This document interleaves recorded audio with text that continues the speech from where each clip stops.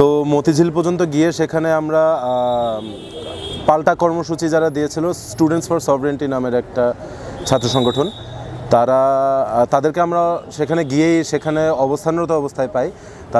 সেখানে তাদের হাতে ক্রিকেট স্টাম্প ছিল ধারালো, এবং স্টাম্পের সাথে বাংলাদেশের পতাকা পেঁচানো ছিল। আমাদের হাতে শুধুমাত্র কিছু স্লোগান লেখা প্ল্যাকার্ড ছিল, আমরা নিরস্ত্র ছিলাম।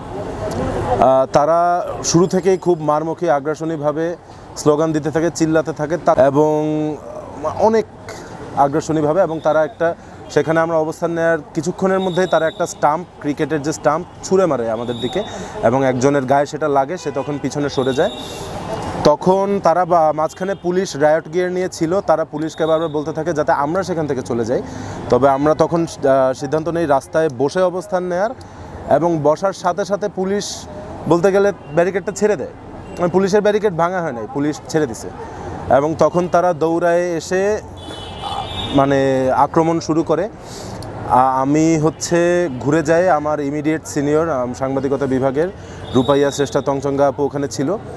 উনি ওনার পজিশন থেকে নড়েন নাই, উনি আমাকে বলছিলেন যে মাইর দিতে আসলে মাইর খাবো, এবং উনি সেটাই করছেন। তবে আমি ওনাকে সেখান থেকে সরাইতে পারি নাই, কারণ আমি রাস্তায় পড়ে গেছিলাম, এবং তখন আমাকে পিঠে এবং মাথায় আঘাত করা হয়েছে ইচ্ছা মতো।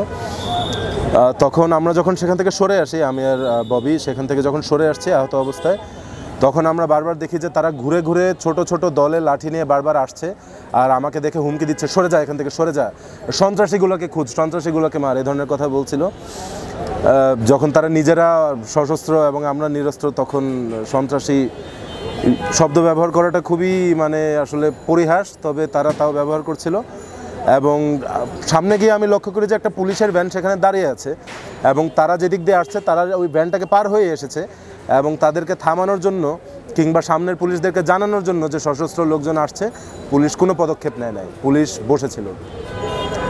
এটা তারা কেন করেছে আমরা জানি না, তবে পুলিশের এখানে তাদেরকে থামানোর জন্য এবং আমাদেরকে রক্ষা করার জন্য কোনো রকম পদক্ষেপ ছিল না।